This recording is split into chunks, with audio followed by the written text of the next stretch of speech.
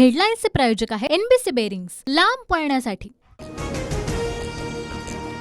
सांगलीमध्ये काँग्रेसच्या विशाल पाटलांची बंडखोरी, विशाल पाटलांची अपक्ष उमेदवारी कायम, विशाल पाटलांना निवडणुकीसाठी लिफाफा हे चिन्ह। कोणत्याही आमिषाला बळी पडणार नाही, सांगलीमध्ये विशाल पाटील विरुद्ध संजय काका पाटील अशी लढाई होणार, विशाल पाटील यांची प्रतिक्रिया। सोलापूर लोकसभेतून वंचितच्या राहुल गायकवाडांची माघार, काही दलाल स्वार्थासाठी चळवळीमध्ये काम करतात, भाजपचा विजय होऊ नये म्हणून माघार, राहुल गायकवाड यांच्याकडून स्पष्ट।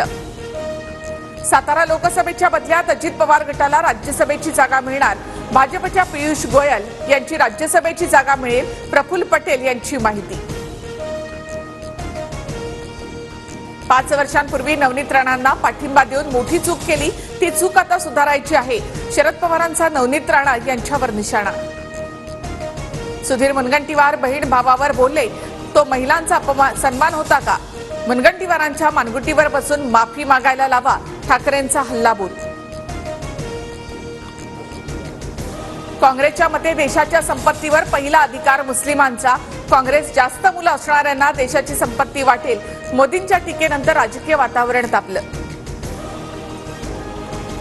काँग्रेस जास्त मुलं होणाऱ्यांना संपत्ती वाटेल असं म्हणतात, मग 10 वर्ष मोदींनी कमी मुलं असणाऱ्यांना संपत्ती का नाही वाटली? मोदींच्या वक्तव्यानंतर उद्धव ठाकरेंचा सवाल। मोदींच्या रूपाने नवीन पुतीन तयार होतोय, संविधानावर संकट येण्याची शक्यता, शरद पवारांचा मोदींवर निशाणा। 2024च्या लोकसभा निवडणुकीत सुरतमध्ये भाजपचा पहिला विजय, भाजप उमेदवार मुकेश दलाल बिनविरोध, काँग्रेसच्या उमेदवाराचा अर्जच बाद, तर इतर उमेदवारांची माघार। आयपीएलमध्ये आज पहिल्या स्थानावरील राजस्थानची मुंबईशी लढत, मुंबई 6 अंकांसह गुणतालिकेमध्ये 7व्या स्थानी, जयपूरच्या सवाई मानसिंग स्टेडियमवर सामना रंगणार। हेडलाईन्सचे प्रायोजक आहे एनबीसी बेरिंग्स, लांब पळण्यासाठी।